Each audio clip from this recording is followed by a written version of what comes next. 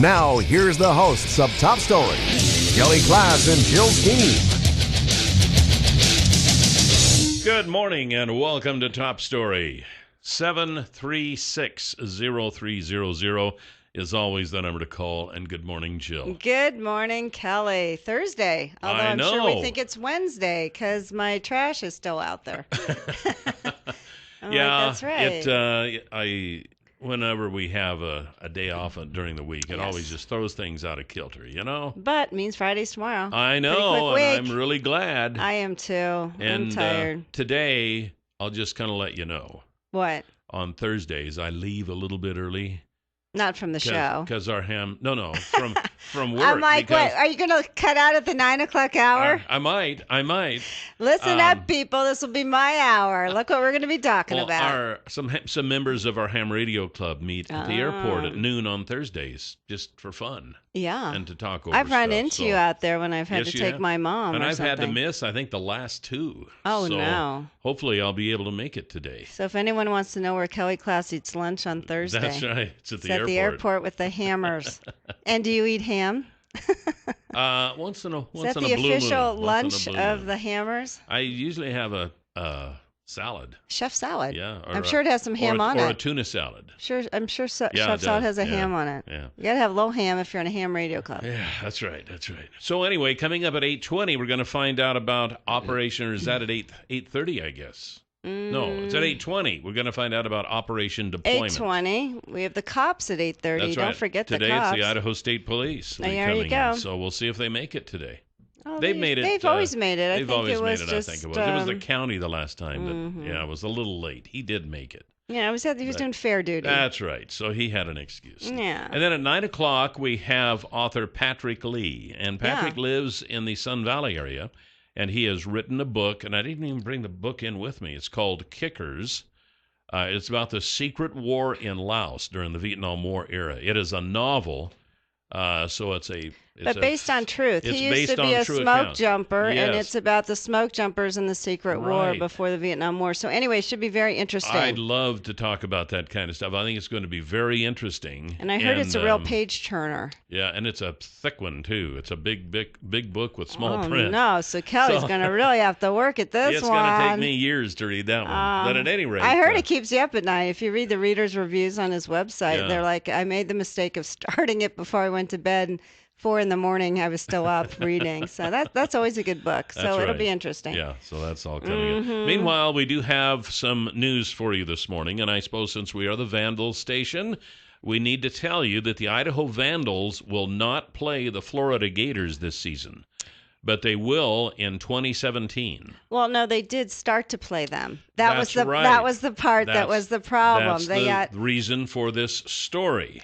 Because when they started, I think they got one playoff. One play, yep. And then there was horrible lightning storms and lightning and thunder, and they couldn't continue the game. So basically, I think this is good for the Vandals because they can actually say they tied the Florida Gators. I mean, I was shocked they're on the schedule to begin with, but you know what? That's what happens. Yeah, and they are going to get their payment of $975,000.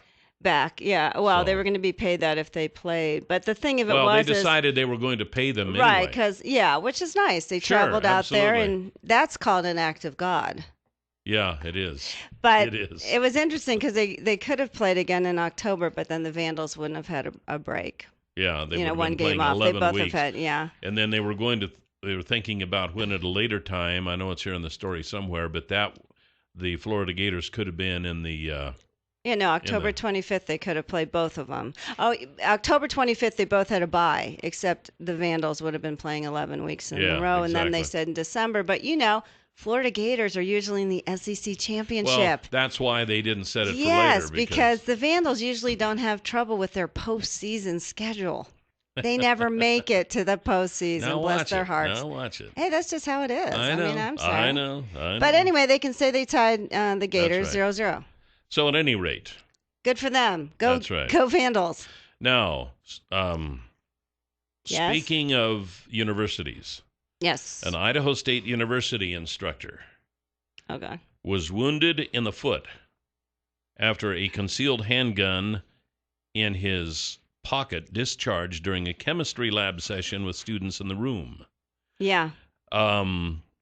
This could have gone so much worse in so many ways. Mm-hmm. There is no excuse for this happening. Well, we have guns on campus now. I know, but hey, he might have had the gun anyway. And if he did then he would have really been in trouble. And he might be in trouble now. But at any rate, it could have gone a lot worse in so many ways. But this is one of those kind of inexcusable things that happen once in a while. Well, I mean, it's like, okay, you passed the law in July. Now, this is what's going to get attention. It was picked up by Reuters. This is national news now. I mean, really, you have guns on campus. The professor has a concealed weapon in his pocket, and he shoots himself in the foot. And you're like, oh, my gosh. Of course, it could have gone the other way. It could have been that they had an active shooter, and this professor got his gun and put a stop to it, too. Well, it could have been, but that's not the situation. And I think if he was sitting down, he could have shot a student. He could have, and absolutely. My gosh. And a meteorite could have fallen through the roof and killed everybody. But that's not what's happened. But I'm just saying, and then I love how the ISU, was it President? I don't see the quote on here where he said, we're the safest university around or something. Where was that quote? It's not in this story. I don't know. Anyway, but I thought, of course you are, because we will shoot ourselves before you shoot us. Don't worry about that.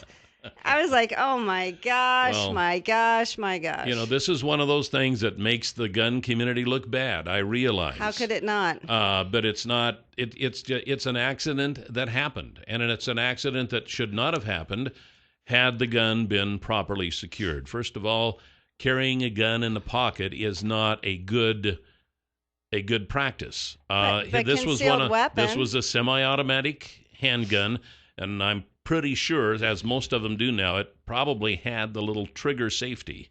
And when you put your finger on the trigger, that releases the safety. I wouldn't be caught dead carrying one of those in my pockets. I have never trusted them. And to be fair, I've not had one, but I wouldn't get one because of that. When I carry concealed, I carry a revolver, a small revolver, for so many reasons, many of which include safety. But at any rate, yeah, it's too bad that happened. It's embarrassing. It's bad for the Second Amendment movement. Idaho. It's bad for the.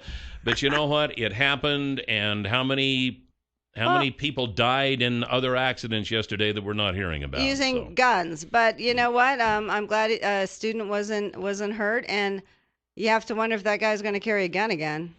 7360300, top story. You're on the air. Good morning. Good morning. Good morning, Kelly. Good morning, lovely Jill. Hey, I'm going to leave the Second Amendment for some other day, but Jill. What? Good luck to your Buckeyes, and I hope they make it all the way. I know. They actually beat Navy. I was shocked. Yeah. Well, if it's not sacrilegious for you, and if you want to cheer for a good team, the Trojan Nation, that's this Saturday against Stanford. Wait, which one? USC Trojans. Oh, the Trojan Nation. Yeah. You know how the Big Ten and the Pac-12, I don't know. Yeah, well, if you want to cheer for them, feel free. Good luck. Okay, thanks. Wow. There you go. He didn't insult me today. I almost feel sad. Oh, really? Maybe he'll call back. The show still has a good time left. That's right. 7360300. Top story. You're on the air. Good morning. Yes, that guy that shot himself, that bullet went off. They should just let him have one bullet and keep it in his pocket like Barney Fife. I know, huh? I mean, really, can you imagine what the students were thinking as they just heard this? And oh my god! They were probably thinking, "Oh, thank God, it's not an active shooter. It's just thank a professor God whose it gun wasn't went one off." of them. I know, really. I mean, this could have gone wrong in so many ways. I know. Okay, I'm sorry. I'm just reading stuff here. I'd hate to. Little messages that come over my computer here. I'm going to send. All right, Kelly. Yes. Okay, so we don't have a guest at 8:20 today. Oh, we don't. No. Okay. So moving along, we got a caller. Yeah, that's right. Top story. Whoops, they decided they weren't going to hang around. Okay, so we've got that one. Now, what else have we got here? Let me hang up. Let me push the button here. I'm having a problem with buttons this week for some reason, and I don't know what it is. I don't know. Pushing buttons, pushing the wrong buttons. 7360300. Push the right button. Okay. And I push that, and then it won't go off, and I don't know. Okay, here's something else. Consumer data could have been stolen. Remember yesterday we were talking about the Home Depot credit card hack that someone got? Well, guess what?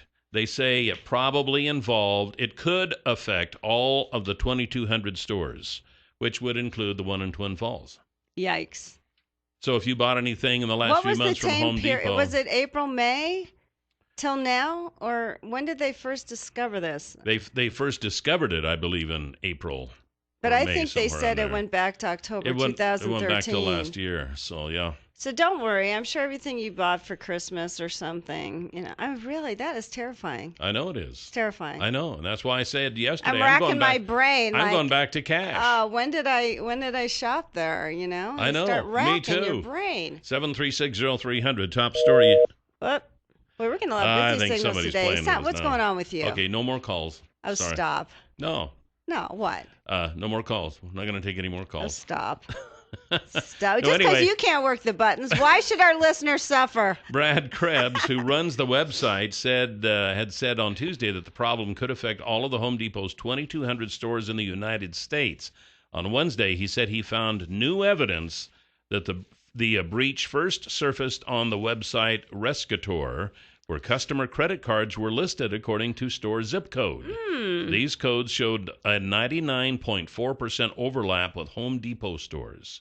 In all, there were 1,939 codes corresponding to Home Depot store locations.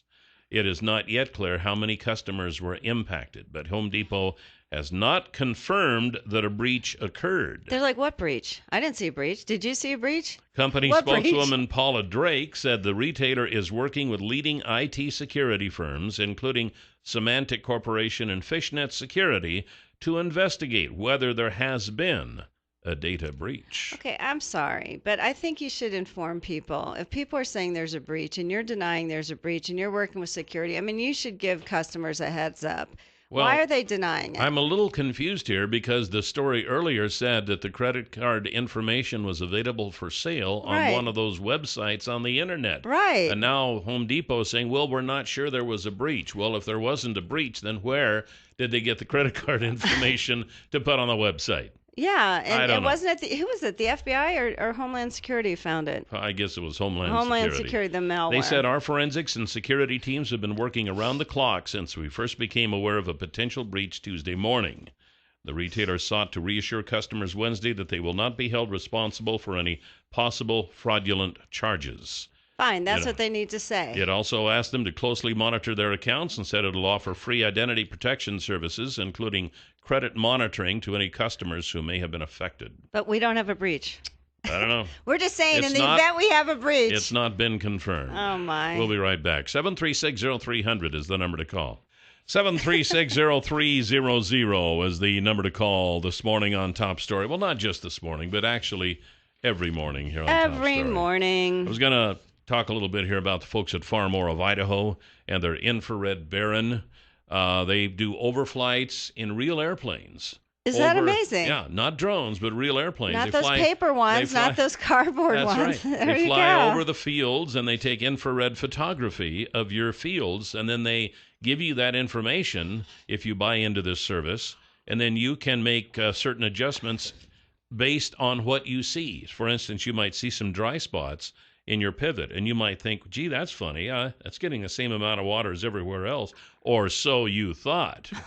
So you can see these images, you can make adjustments, you can increase your yield, and hence put more money in the bank.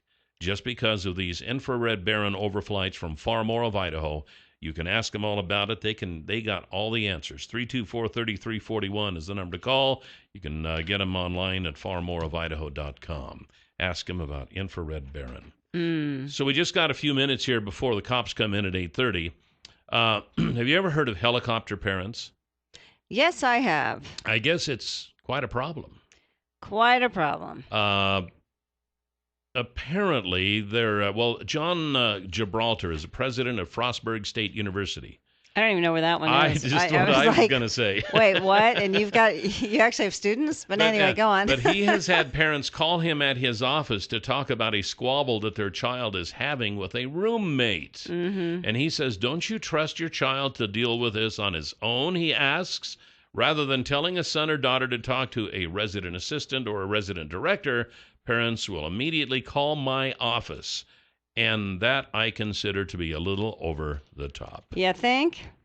I'm wondering how many of our listeners this morning, have you called the president of a college to complain about how your little child was having problems with roommates or teachers or other issues? I'm just kind of curious. I don't know if anybody would actually be brave enough to call and confess to something like that. Well, HR people at jobs are getting calls from these kids' parents asking, for raises and stuff for their kids. And, at some point you have to let them do this stuff on their own. But if you haven't given them the skills to deal with stuff, if you've done everything for your child. That's right. My parents were pretty busy and were working a lot. You sort of had to fend for yourself. And so, I think it tends to probably make you a little bit more independent than, if my mom or dad were hovering. I mean, they'd say, do your homework. I don't even, but we always did our homework. Yeah. So I don't know. I have seen this picture going around on Facebook on occasion, that it used to be when the kid got in trouble, it showed the parents getting him in trouble or her at trouble at home. But now it shows the parents in the office with the principal with the kid chewing out the principal because their child got in trouble at school. Well, I have to say, and I've said this before, I think the environment for parents in schools and college is a little bit more driven out east. I really do. I mean, you can't even get your kid into the right kindergarten. You have to sign up when you're basically pregnant to get your kid in the right preschool. And I'm not even joking about that. And they start in 7th grade trying to build the kid's resume. This is serious business. So I can see how, parents are going in there because they don't want it to be a bad record. So this is a problem mainly back east. Well, I think when it's a little more driven, but then look how the level of kids that go to college out here, I think parents are really, what I saw with my sister and her kids and their environment, oh my goodness gracious. Are they helicopter parents? I don't know, maybe a little, but not to the extent this is. But yeah, they would be involved in their kids' lives and stuff, and their kids have all done well. One thing, but the kids have all done well and went to good schools. If they have an argument with the roommate, do they call the college president? No, they would go after the kid. I remember they would go after the kid, or they would tell their kid to go after the kid. My parents would, or Amy and my brother-in-law, they would take it up with their child. I remember Hallie was in high school and one of her friends got drunk.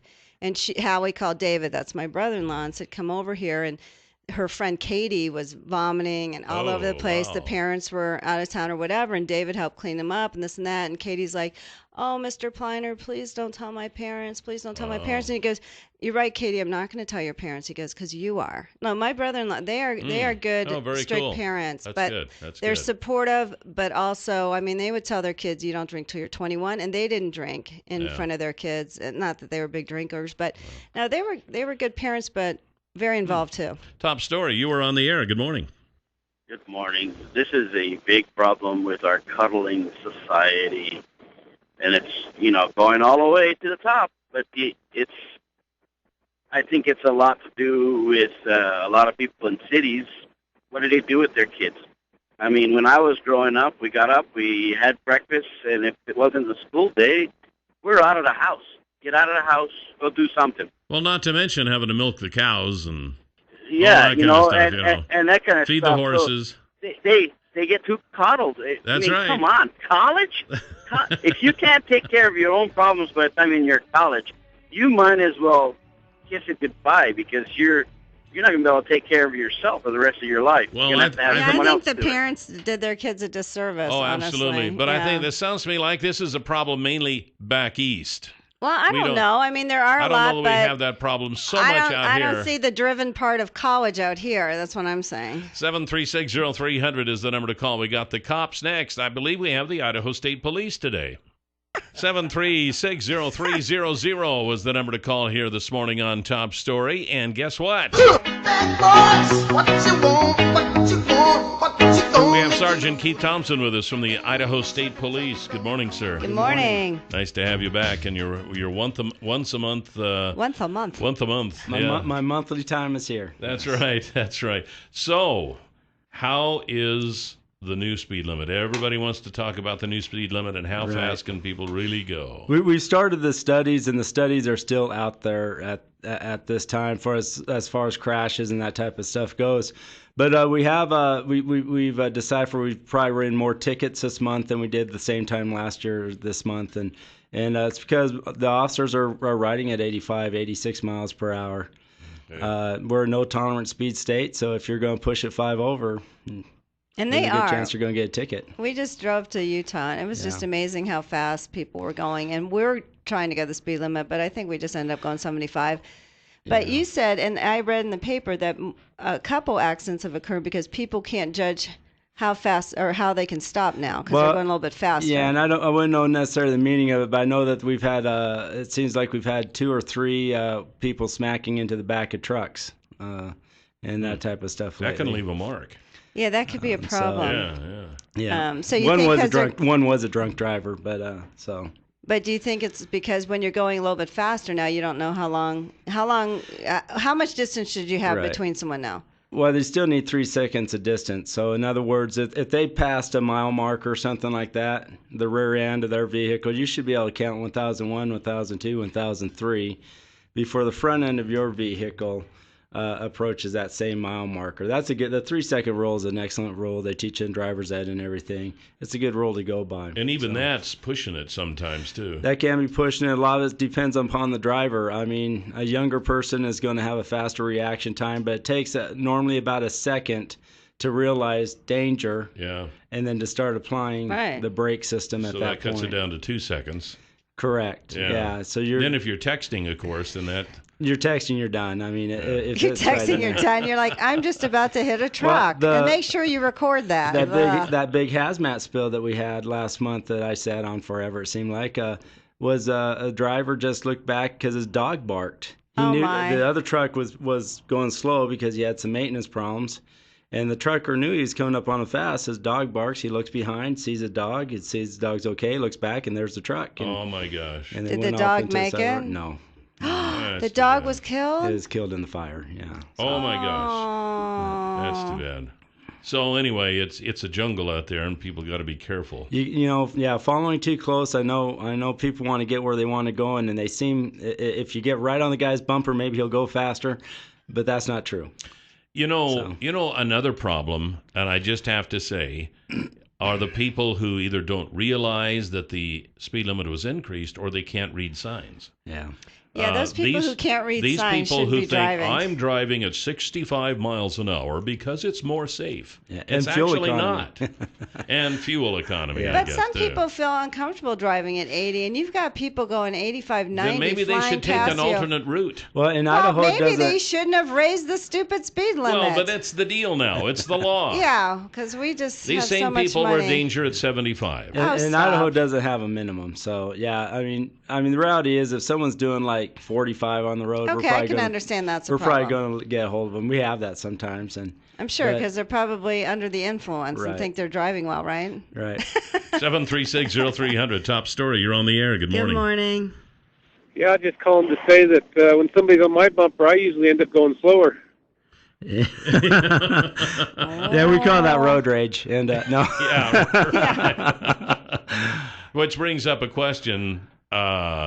I know sometimes when somebody's following too closely, the car ahead will kind of tap the brakes. Yeah. Is that not legal? That's foolish. I mean, just think about it. You might tap your brakes and you might tap them a little too long and you're going to get rear-ended. And you could say, well, it's the other guy's fault, but injuries are injuries, and whether someone pays for your back injuries or not, you got back injury now for the rest of your life. I mean, it's just, Just not a smart thing. Yeah, it's a road rage thing, and the thing is a lot of our roads are 4-lane roads, and maybe move over if you can move over and let the fool pass. And we are big on driving too close. If we see someone following too close, we will pull them over and we'll give them a ticket. Because sometimes you want to just tap it just to say, hey, dude, get off my tail. Make sure there's enough space so if you're going to do something. I mean, it's not a wise thing to do. Yeah. All right, top story. You're on the air. Good morning. Good morning.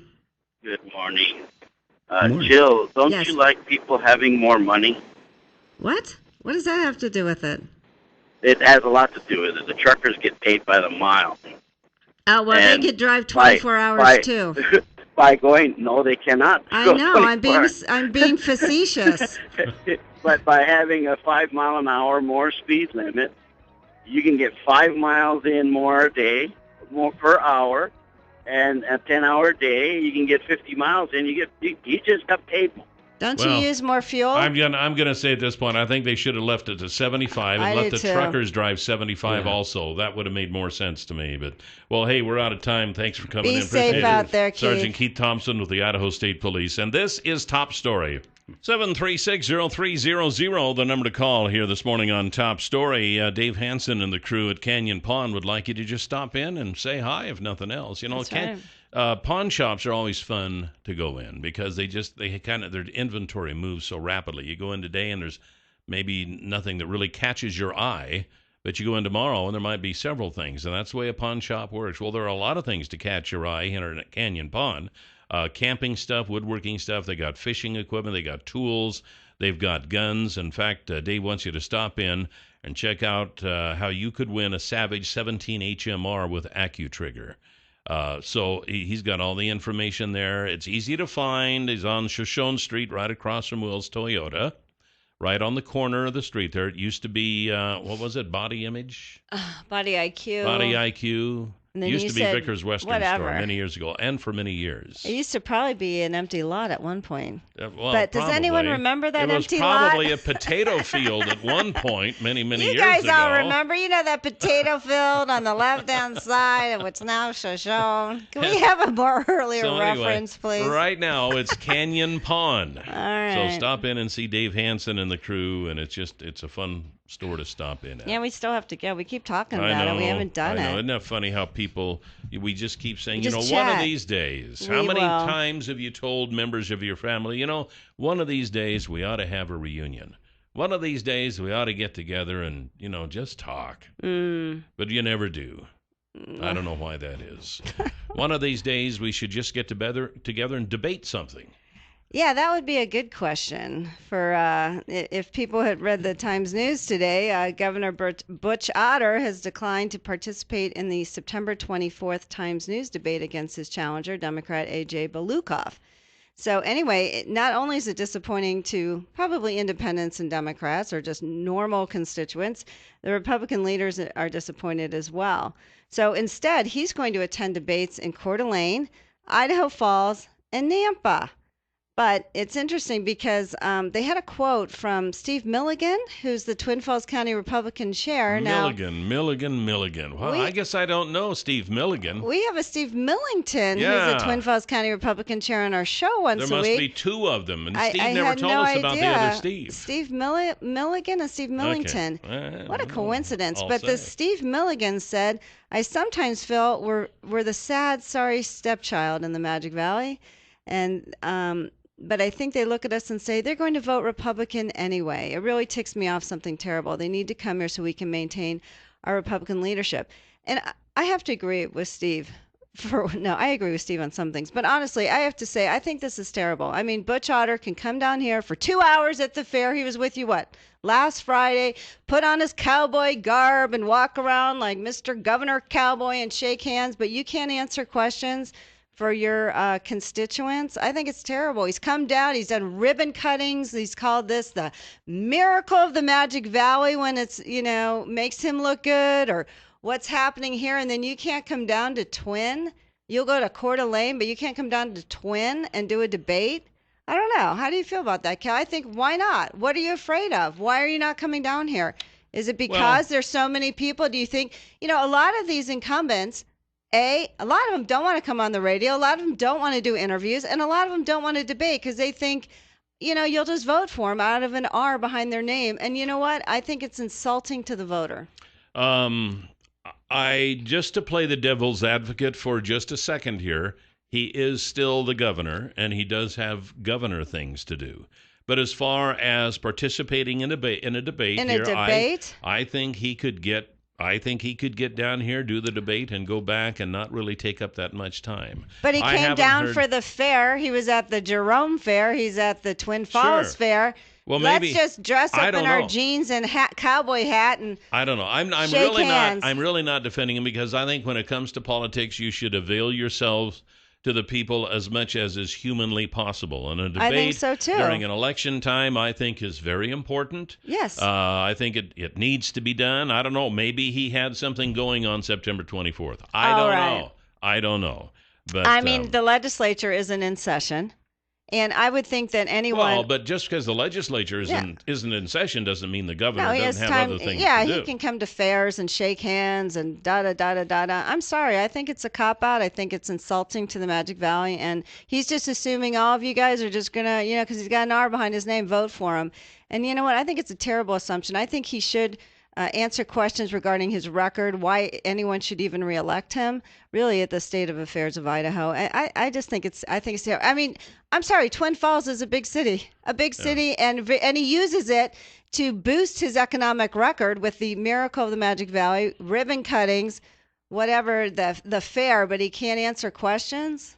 I'm sorry. I think that's terrible. One of the things, and you just kind of touched on it briefly, one of the things that I wonder about is that with all this so-called controversy going on right now, with the problems that the Republicans had earlier at their convention, and you say that there are people out there who are dyed-in-the-wool Republicans saying they're going to vote Democrat this time. Some of them are, because I would like to hear from some of those. Because I'm just kind of curious as to how widespread it really is. But I also think, he just assumes, well, they'll vote for me anyway. And I don't know. I mean, come on. I think there's a lot of that going around. I really do. I mean, it's not just in a Republican state. It's also in a Democrat state. It's kind of an incumbent thing that once they're elected, then they don't really want to talk because for fear of saying the wrong thing. He should say something. But Idaho Falls, Coeur d'Alene, and Nampa, wow. You can't come to Twin? I'm sorry, he's down here all the time. 736-0300, top story. You're on the air. Good morning. Good morning. The last time he was on your radio station, at the end of his conversation, things went really bad, really fast. And he's going to hurt himself by not doing this. I didn't vote for him in the primaries, and everybody said they wanted changes, but yet they voted him back in, and now he's doing this. I think we get what we deserve. I don't remember the interview where it went really bad. Which one are you talking about earlier this week when our phones went south? No. No. When he was on there and he started talking about Common Core and everything else, and pretty soon it was a firestorm of phone calls that people that voted for him year after year, and after hearing what he said about his view of Common Core, I wasn't happy about it. And there are a lot of other people wasn't happy about it. Well, but yet they voted him back in the primaries. So but don't you think he should do a debate? Jill, your thing is probably right because there's an R there. They're going to vote for him, and I probably will too because I don't want the Democrat. But it's. Well, you should look at the Democrat. I did look at him. Sorry.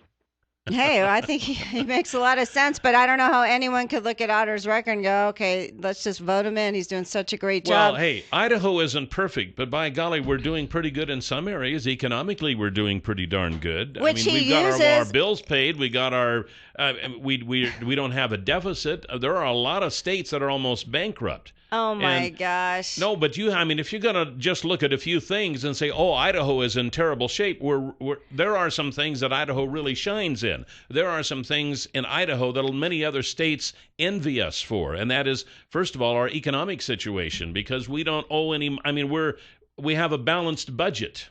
We're in good shape economically. A lot of states have a balanced budget because that's what it is. But many don't. But how they've balanced it on the backs of the mentally ill, how they've balanced it on education. But I'm sorry, I think the governor should be down here doing a debate. He owes it, I think, to the people of Magic Valley. He sits there and uses it all the time, the miracle of Magic Valley. Do a debate. And if you're not doing a debate down here, then what are you afraid of? According to Steve Milligan, there's 150,000 Republicans down here. How many independents and Democrats? So I'm sorry, but we need to get a hold of this Milligan. We got to call Millington to see if he has a number from Milligan. Yeah. I don't know who it is. 736-0300, top story. You're on the air. Well, I just want to know if this policy of openness and answering questions, if Jill feels the same way about the president. I've heard you defend him many times, and the funny thing is you go look, and it's not hard to find, but the Washington Press Corps calls Obama the least accessible president ever. They said that he's less accessible than Bush was or Clinton, and this comes from U.S. News and World Report, CBS. I mean, these aren't exactly, like right-wing Fox News. Even left-leaning reporters have been complaining about it. Fine. Yeah, I think transparency is important, but we're talking about the governor. Don't you think he deserves to or should debate down in Twin Falls? Don't you think the constituents down here deserve a debate to hear what his positions are against the Democrat, unless he's worried that, wow, if I say the wrong thing and I have 150,000 Republicans down there, they might not vote for me. I don't know. I think it's just, I think he owes it to the constituents down here. 7360300, top story, you're on the air. Good morning. Howdy do. I wanted to ask the Democrats, what was it that attracted you to come to Idaho to start with? Because most of the Democrats are move-ins. They aren't people that have grown up here. And then, second question, if that attracted you to come to Idaho, why do you want to change it back to California? I didn't come from California. Wherever, And I'm out here because... What was it? What was it? Well, obviously, you're a new listener. I'm out here. I met my husband in Philadelphia, and he was from Buell, Idaho. That's why I'm in Idaho. And it's Tom's fault. It's Tom's fault. That's right. And I met him in Philadelphia. So it wasn't like I've never visited Idaho before. And I don't know if I ever would have visited Idaho because you just don't think about it, when you live out east, or you don't think about, visiting out here. There's so many places I've gone. But I didn't know anyone out here, and why would I come out here? I don't. And now here you are. And now here I am. And to make change, I mean, you don't have to be Democrat to make change, and you don't have to sit there and say, well, things are just okay because that's how it's always been. When you look at the statistics of what's happening with our kids, when you look at they're one of the highest states in minimum wage jobs, when you look at things like that, you're like, why wouldn't anyone want it to be better for our children and our future of Idaho? And a lot of times I've stood up to protect the state of Idaho. Years ago, when they tried to put that coal plant over our aquifer, Sempra, I went to Boise and I fought for that because I saw what it's like out east when you had acid lakes and you have pollution and you have dirty water, and people in Idaho were like, they're not going to do that. It's like, no, they are going to do that. So you know what? I've been a good steward for Idaho. I've raised a lot of money for this community. Are you kidding me with my fundraisers from Rotary? Well, you don't have to defend yourself. But people say, why are you here? And I'm in Idaho, but I've contributed to Idaho. I've contributed to this community, and you know what? And I think that's a good thing. And I have a say. I'm also pay taxes here. 7360300, top story. You're on the air. Hi, good morning. If you look at how Butch Otter balanced the Idaho government, Idaho budget, he did it by taking money from the federal government, which makes the people of Idaho subject to the corruption of the federal government. You need to get hold of him. I mean, you don't want a Democrat in there by any means, but you need to get hold of Butch Otter and make him do right for a change.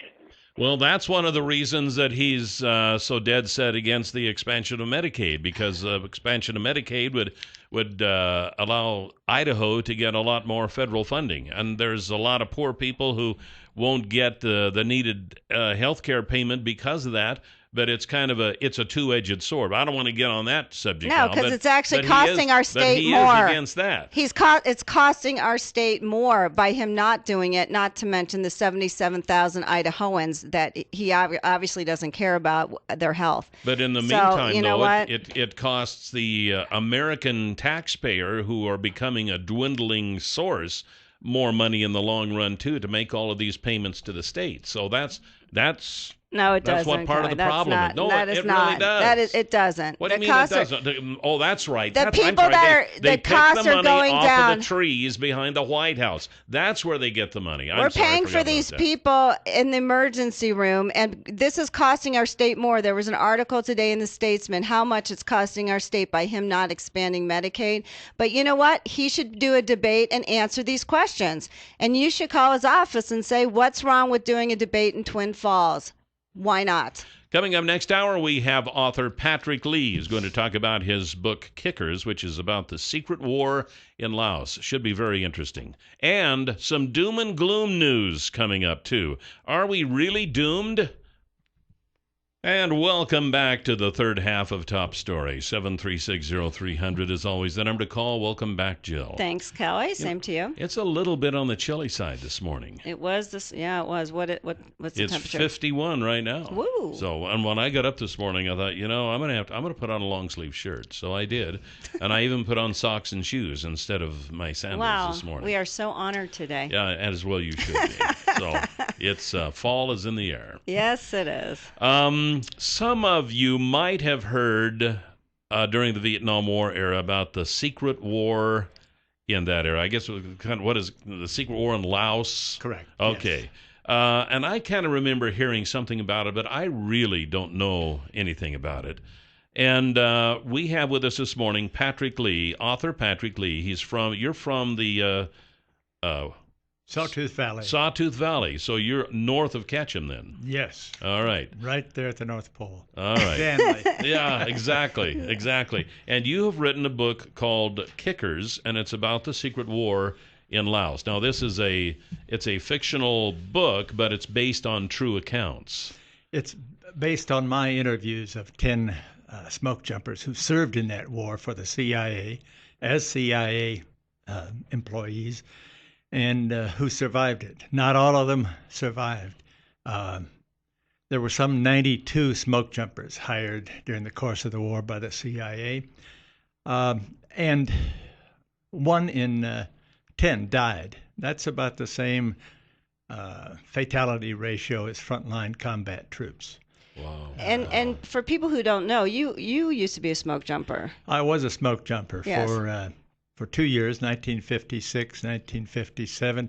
That was just before they invented gravity, and I left after that. I went to law school, and when I started practicing law in Washington, D.C., I started hearing about the deaths of my smoke jumper buddies in Laos. And man, I didn't know where Laos was. I found out, but it remained a mystery because no one knew anything about it. And yet people were dying. People were dying, and 3 United States presidents over a 13-year period of the war denied that it was happening. Really? Which ones were those? First of all, President Kennedy, who set it in motion for specific reasons I can talk about in a general way, because that's all I know is general. A lot of government secrecy, even to this day, about the war. And then President Johnson, and finally President Nixon. They all denied it was happening. So it's fairly common knowledge now, I guess, that it did happen, although is it still a type of deal like Area 51? We know it's there, but nobody will say it is. That's exactly right. I have a very good historian friend by the name of Timothy Castle, who's an Air Force intelligence officer, and I believe at one point our government's liaison to the government of Laos back in the war period. And Timothy's written 2 books about Laos, and he's said to me in personal conversation, there is so much myth and so much government secrecy to this day that we may never know the truth of the Laos War. So when you got in contact with your smoke jumper buddies, or is that when you first found out about it, and how were they recruited by the CIA? Excuse me. Before I contacted them, I started doing some reading and about the Laos War. There are things out there. Some of them are just made up junk, I've come to understand, but some of it's accurate reporting. But when I did that research in the literature, there was really no recognition of smoke jumper involvement in the war, their role in the war, and their role was very significant. And I came to understand why that was. The CIA told them, the smoke jumpers, don't talk about it. You aren't there, even though they were there. And like good old country boys, they just shut up, didn't say a thing, even to their friends. Serving their country. Well, they considered themselves patriots and soldiers of the United States. And what was their mission? What were they told their mission was? Let me take one step back and explain briefly, if I can, Sure. in a general way, why we were there. In the 1950s, and this occurred in 1961, the war began then. In the era leading up to it, the driving force in U.S. Foreign policy was containment of communism. And the doctrine, the theory by which we did that was called the domino theory. You have to prevent the fall of the first domino. And at his inauguration, I've read this, Eisenhower, the outgoing president, said to Kennedy, your biggest problem is going to be preventing the first domino from falling. And that first domino is Laos. 2 months after his inauguration, there was a small coup in Vientiane, Laos. It wasn't even related to communism. It was just a paratroop battalion commander who was tired of corruption, and after he did the coup, he handed the government back to the same guys. But the Soviet Union and North Vietnam took advantage of this minor coup and jumped in there to establish a communist government in Laos. So 2 months after his inauguration, Kennedy was faced with preventing the fall of the first domino. He wanted to do this through diplomatic negotiation with Russia. But meanwhile, there was a coup underway. The Russians were there. So he was afraid that if he confronted Russia militarily in Southeast Asia, that would escalate, turn into a nuclear war. So he directed the CIA to fight a deniable war using surrogates. No U.S. military. Don't want a confrontation. But you've got to stop what's going on in Laos. So it was a counterinsurgency, a classic counterinsurgency. And what you do, I say this authoritatively like I really know, when you set up a counterinsurgency is to recruit the locals to do the fighting. You're not going to be there. Right. And they recruited the best fighters in Laos, the Hmong. They were called Mao then. That was a derisive term hung on them by the Chinese. But they were the best fighters in Laos, in peace-loving Laos. And but recruiting them to do the fighting created an enormous logistic problem for the CIA. Laos at the time was a roadless, landlocked, mountainous, triple canopy jungle. How do you supply your army, your Hmong, these barefoot people wandering around the forest? How do you, if you take all the Hmong men, how do you feed their families? They were a slash and burn mountain economy, agricultural economy. Those two problems, the obvious answer to them is, you do airdrops. Yeah, but I don't have military. How do I do airdrops? Because President Kennedy said no military. And again, the answer was obvious. Well, we use the smoke jumpers because that's what they do for a living. They drop cargo in landlocked mountainous terrain, what we now call the Frank Church Wilderness. And the CIA had a prior history with the smoke jumpers. Smoke jumpers had in Tibet dropped supplies to the Khampa guerrillas fighting the Chinese army, and they'd done it for 2 years, not long before this, and very effectively. I mean, the Tibetans kept a 300,000-man Chinese army at bay for 2 years, and it was really done by the CIA through smoke jumpers kicking cargo. And they had also been involved in. The smoke jumpers had been involved with the CIA in inserting Kuomintang Chinese back into the Chinese mainland from Taiwan. So there was the history and the logic of rigging parachutes and dropping cargo into the wilderness. And so they went to work recruiting, and they recruited mostly through a base in a springtime smoke jumper base in Silver Spring, New Mexico. Interesting. Just one more word about Silver Sure. Spring. It was close to Mexico, and our boys got in a lot of trouble down there. But they only spent a month or two down there. But smoke jumpers from all over the western United States, Missoula, North Cascades, Redding, Cave Junction, and McCall, Idaho, where my buddies were.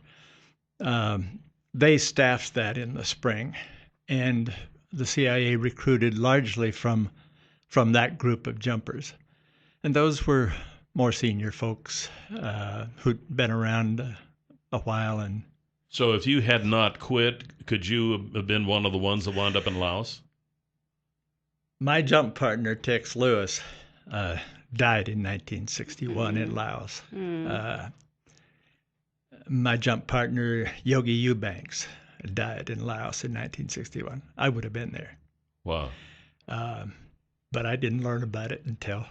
So you went on to law school. Went on to law school. So you kind of just weren't in that position to do it. Right. And it paid much better practicing law. They Tends paid to, doesn't it? It does. They paid us $1.56 an hour to jump out of airplanes in the oh my gosh, the Idaho primitive area. What did the CIA pay? Do you know? That was interesting, and it made the job interesting. Even though these boys considered themselves patriots, they were making more money than they thought they would ever see. It was a major's pay.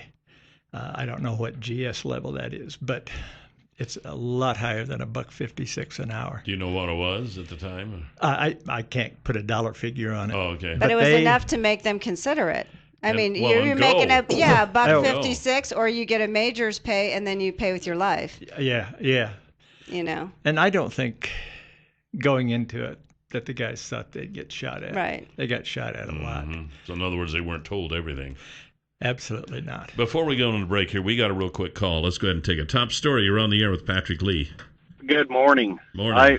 I really appreciate this story, and it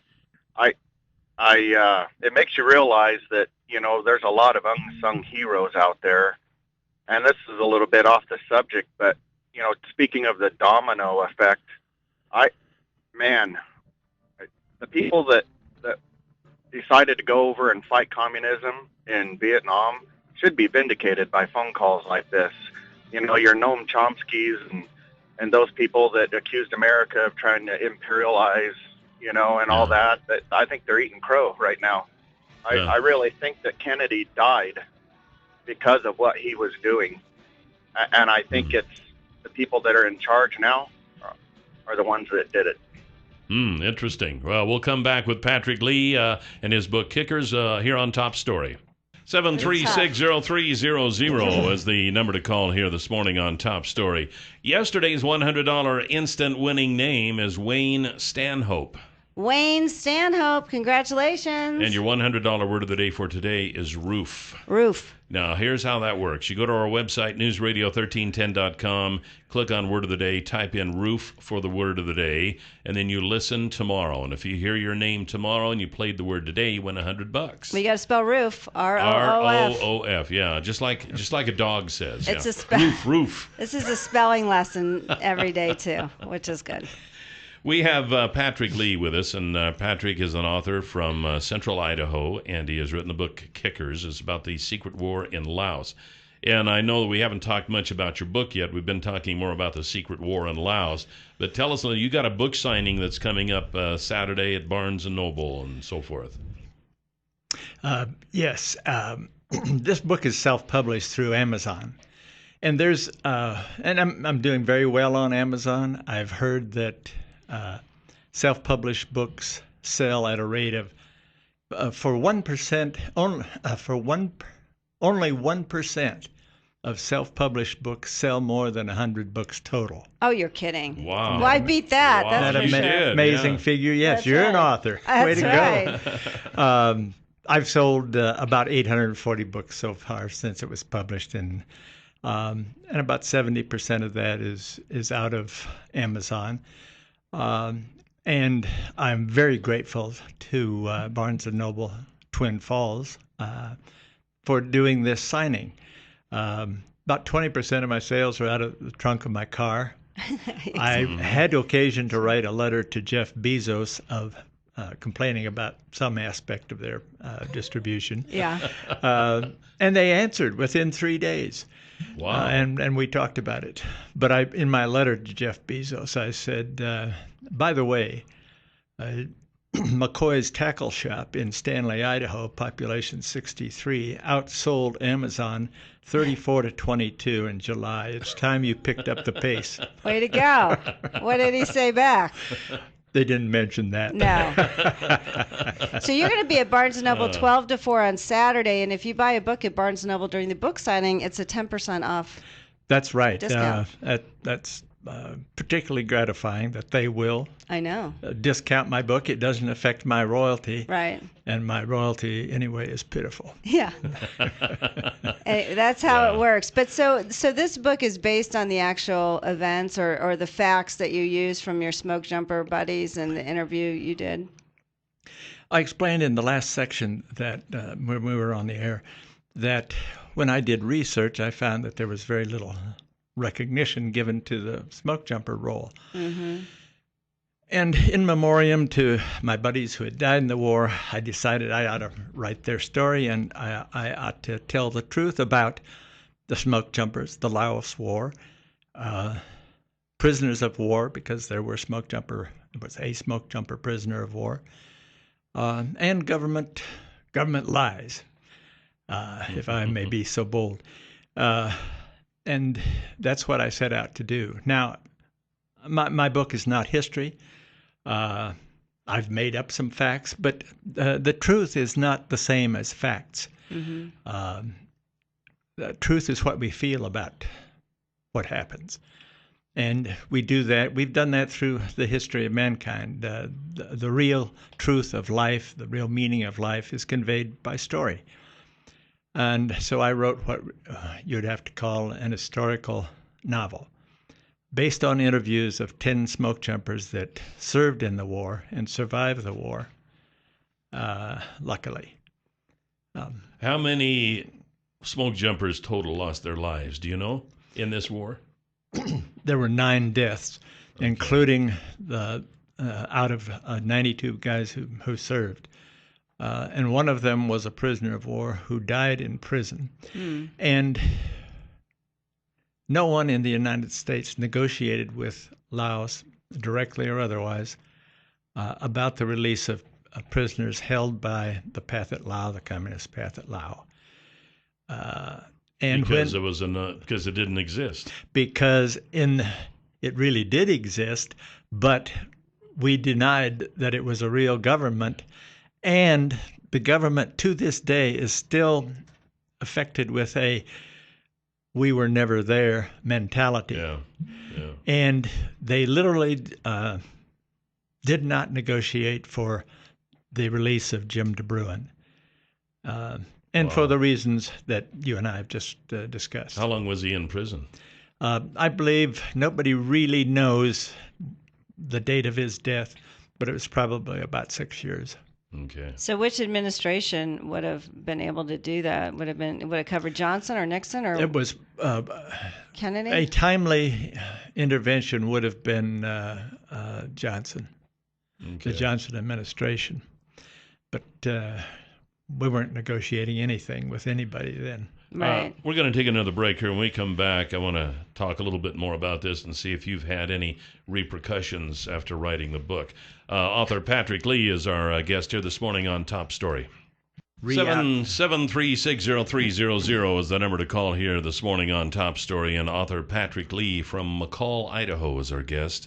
And the book Kickers, which is about the secret war on Laos. And again, this is a book written on a basis of fiction, but on true facts.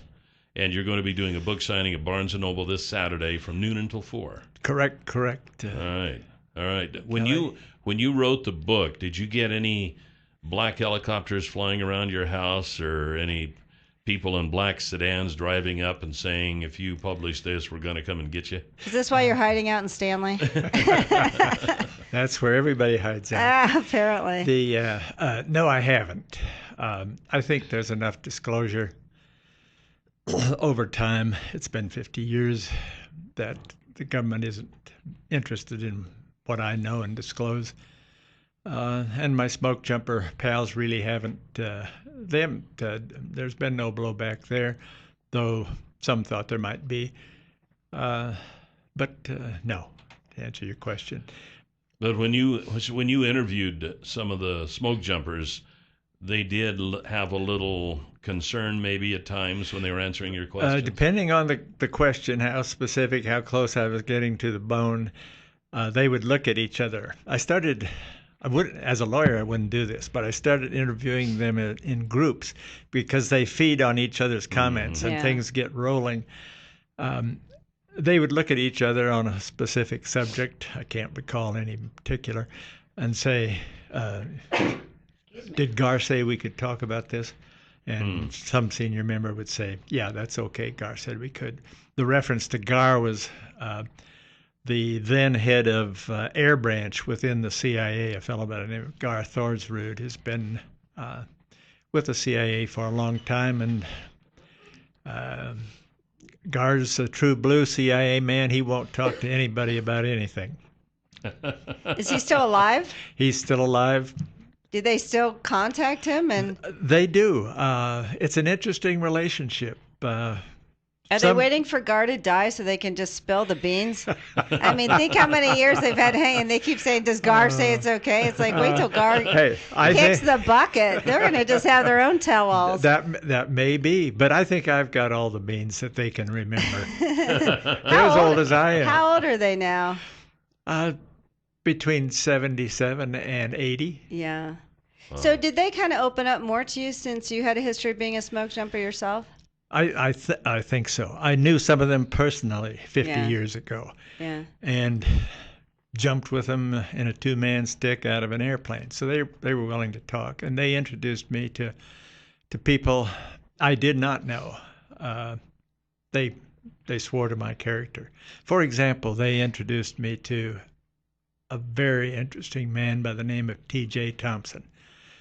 TJ, if I'm not supposed to talk about you, I'm sorry, but I got to talk about you. TJ's I think 77.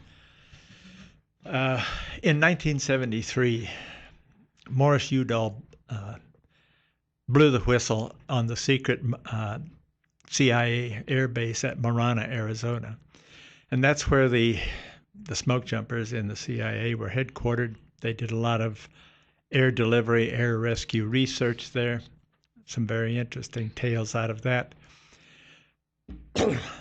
But Congress they were angry at the end of the war because they were being blamed for a lot of things that they didn't even know about. And so they turned on the CIA, as did most of the country, and they directed them to close down the air base at Marana. And supposedly they did, but they really didn't. They just showed that it was closed. The CIA air base secret base at Marana was moved in two vans and a pickup truck to a ranch in South Texas, 600,000-acre ranch that was leased from a patriot for a case of wild turkey a year. There you go. Are you serious? And that it's not classified as a CIA base anymore, but they gave it to a smoke jumper. In effect, they gave the operation at Marana to a smoke jumper. That smoke jumper was TJ. TJ is the best parachute rigger in the world and has been for 50 years. He lectures Delta Force and SEAL groups about parachute matters. And he said to me in an interview breakfast one day in the Bass Pro Shop, San Antonio, Texas, he says, I'm 70, whatever it was, and I'm tired of saying I didn't do things I did do. He said, you know that Somali boat drop where they shot the Somali pirates? Yeah. I said, yeah. He said, I rigged that boat. I rigged that drop. He didn't shoot the Somali pirates, but he rigged it. He says, "I don't give a damn what Delta Force says. I rigged it." So the truth comes out. Give him a little wild turkey and hear what stories he's going to tell. No my kidding. Goodness! Wow. Well, when we come back, we'll recap your book signing and such. And anyone who has a question for Patrick Lee, call. Very interesting. He has all the answers to the secret Everyone war in who Laos. has the conspiracies. Yeah. 7360300 is the number to call here this morning on Top Story. I wanted to let you know that Pat Hartzell with Stanley and Company is ready to hook you up with a low-end honey loader. He's ready. That's right. A lot of dairies and feedlots, big feedlot operations here in this area, use the low-end honey loader because of its ability to load all types of manure, liquid, frozen, dry, and do it up to 7 miles an hour. So it just eliminates a lot of other labor. It eliminates the manure in places it's not supposed to be, takes them, puts it in places where it should be. And there's probably a lot of other feedlot operations in this area that could use one of these, but they don't have one yet. But they want to see it in operation before they make that commitment. So you call Pat, and he can hook you up so you can see one of these low-end honey loaders in operation from Stanley and Company, and you might be the next owner of a low-end honey loader. His number is 280-1167. That's 280-1167, and Pat Hartzell is the guy's name. Patrick, I want to thank you because I have never really understood the history of the secret war in Laos. I've heard mention of it over the years, but I've never really known what it was. And I guess looking back, were we successful or not in that endeavor?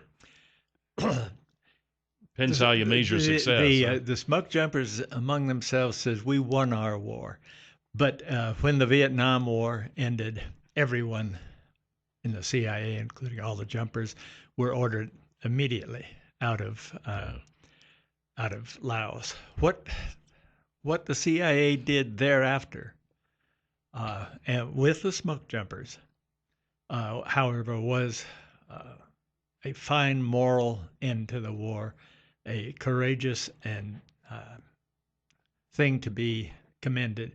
And that is they rescued Vang Pao, the leader of the Hmong fighting forces, and perhaps 60,000 Hmong in the face of threats by the Pathet Lao to murder the entire population. Wow. And that's why we have a lot of Hmong in this country in various places, California and Minnesota, Wisconsin. So we brought them back over refugees. here then. Absolutely. Yeah, because they were actually fighting for us in that area of the world. Right. And this was in the face of testimony in Congress by a State Department representative. And I think I've got this just right. We have no obligation to the Hmong. We have set this up to be out within 24 hours. But we got them out. Wow. And it was a smoke jumper by the name of Jerry Daniels, who died mysteriously in Bangkok years later, still working, I believe, for the CIA. Jerry Daniels, who got him out. One question, and there was kind of a mention of it earlier. Do you think that it was this operation that might have led to the assassination of Kennedy?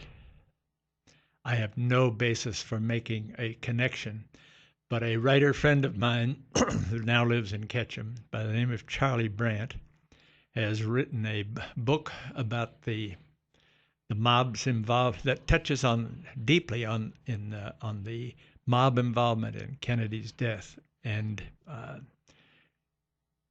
he's very persuasive about that. He's a former assistant attorney general in the state of Delaware and the lead murder prosecutor in Delaware for many years. He's Italian, and he knows what he's talking about when he talks about the mob. Wow, that's interesting. That's really interesting. You know the name of his book? Yes.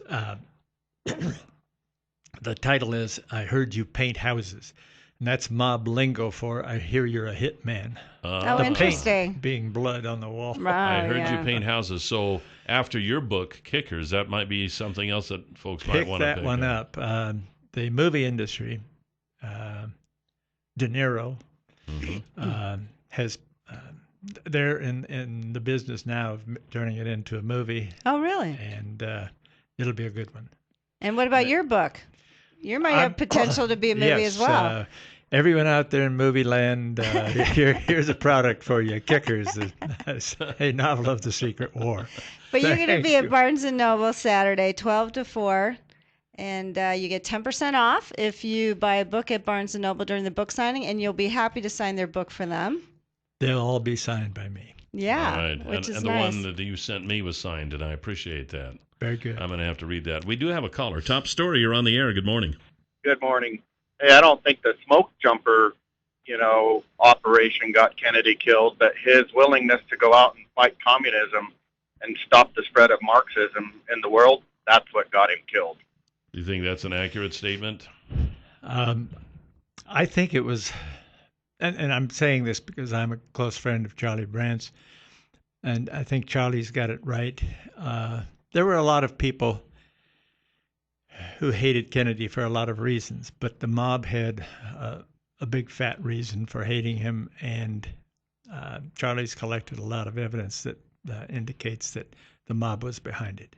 Wow. And sometimes people say, and my husband says this, if you have this and people know about it, how can people keep a secret for so long? As so many people involved to get this done. But I guess they do, because they got this secret war done and no one knew about it. And they're still not talking. And a big thing, if I have just a few seconds. You got about 5 seconds. All right. The press was not permitted into the CIA base Longqing. There were no press passes in the war. Interesting. Oh. Patrick Lee, thank you very much. Thank you so much. So interesting. Good luck with your book. Time for the Huckabee Report. You can hear the Huckabee Report each weekday at this time, brought to you exclusively by Waddell & Reed, Laura Nelson, Josh Funk, and Steve Stanger, financial advisors, and the number is 736-6563. Now, all week long, we've been talking about a new sponsor to Top Story, and that's the folks at Clearwater Power Equipment, and they are at 252 Washington Street South, and that's where General Building Supply used to be. Jeez. All right, sorry, I got to sign back into the computer. I really hate for the show to interrupt you. I know, exactly. Sorry. No, but at any rate, they carry Husqvarna's full line of outdoor products.